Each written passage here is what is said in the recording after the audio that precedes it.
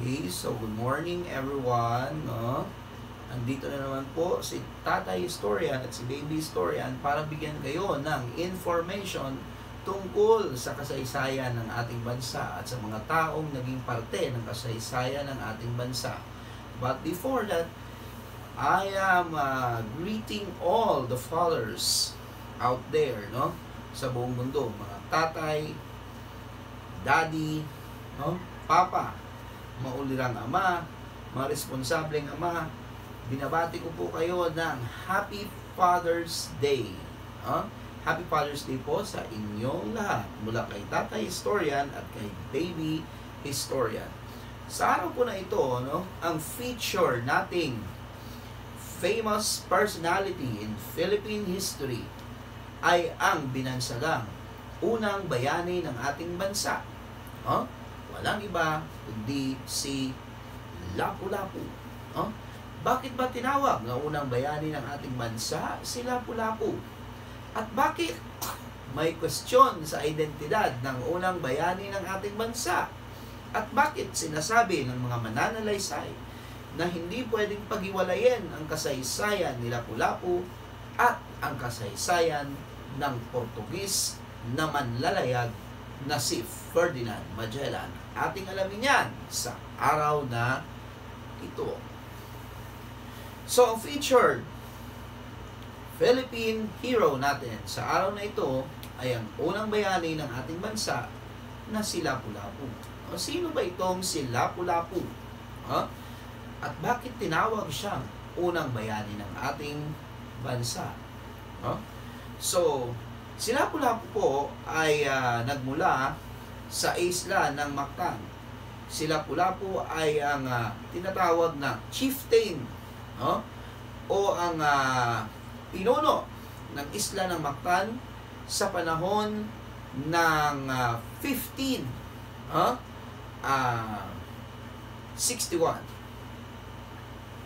1521 rather, no? 1521.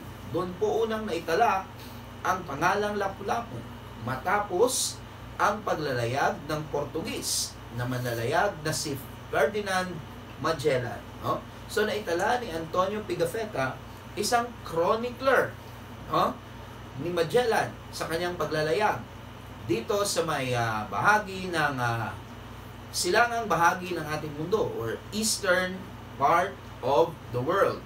Actually, walang Lapu-Lapu kung walang Ferdinand Magellan noon na naglayag dito sa silangang bahagi ng ating mundo para tuklasin ang isla ng Moluccas o ang sinasabing Spice Islands. Ngunit, bago narating ng mga kasamahan ni Magellan ang Spice Islands, ay napadaan po ito sa isla de San Lazarus o ang Pilipinas sa kasalukuyang panahon.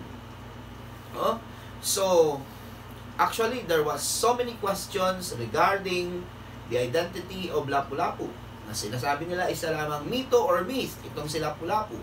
Nagva-vary nga yung tawag sa kanya. For the Chinese traders, yung tawag sa kanya Kalipu-Lapu, may Lapu-Lapu, may Pula-Pula.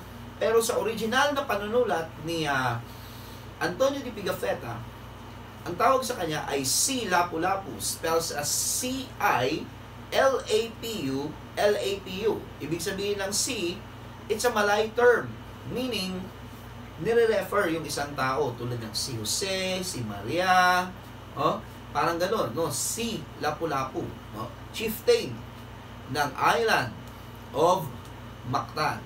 So bakit hindi pwedeng paghiwalayin si Lapu-Lapu at itong si Ferdinand Magellan? So si Ferdinand Magellan po ay isang Portuguese na manlalayag or expeditioner or circumnavigator na naglayag para sa bansang Espanya. Ulitin po natin, siya po ay naglayag para sa bansang Espanya, ngunit isa po siyang Portuguese. Marahil ay marami yung kanyang naging panukala sa hari ng Portugal na maglayag at diskubrihin ang Spice Islands or ang Malacca o ang silangang bahagi ng mundo, para patunayan na ang mundo ay flat, ngunit hindi siya pinayagan. Pero, yung kanyang mungkahi ay tinanggap ng hari ng Espanya, kaya siya ay binigyan ng sponsorship para maglayag sa silangang bahagi ng mundo.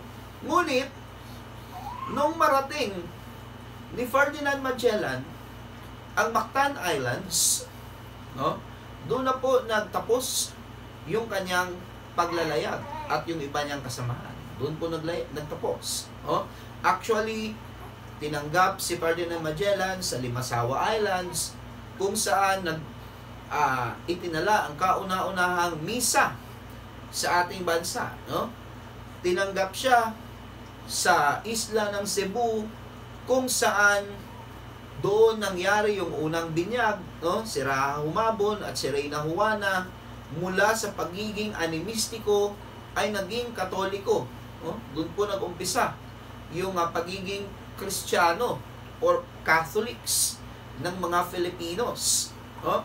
Actually, there was a rivalry between Raha Humabon and Lapu-Lapu because both of them are chieftains, no? Na nagko-collect ng taxes sa mga foreign traders. Gusto magpasiklab po ni Ferdinand Magellan kay Raha Humabon kasi hindi nila mabraso itong si Lapu-Lapu. So sabi ni Ferdinand Magellan, i-convince natin yung chieftain ng Mactan Islands na magpa-convert din sa Catholic. Baka sakaling magkasundo kayong dalawa. So nagpasiklab po itong si Ferdinand Magellan kay Raha Humabon, hinamon, kinonvince itong si Lapu-Lapu, ngunit hindi na kumbinse. So nagkaroon ng away, nagkaroon ng labanan, triangle offense yung ginamit ng tropa ni Lapu-Lapu, pinaligiran yung tropa ni Ferdinand Magellan. At sa panulat ni Antonio de Pigafetta, namatay si Lapu-Lapu sa pamamagitan ng sibat. At nung natumba, pinatay siya ng mga tauhan ni Lapu-Lapu. In other words, in history, literally, it's not Lapu-Lapu who killed Ferdinand Magellan. Pero, yung kanyang mga tauhan, yung nakapatay kay Ferdinand Magellan. But in layman, no, ideally, no, ang pagkapanalo sa isang labanan is always attributed to the leader of the tribe. That is why, si Lapu-Lapu po, sa kanyang credit, yung pagkapatay ni Ferdinand Magellan, at na-delay ng 40 years yung pananakop ng Espanya sa Pilipinas.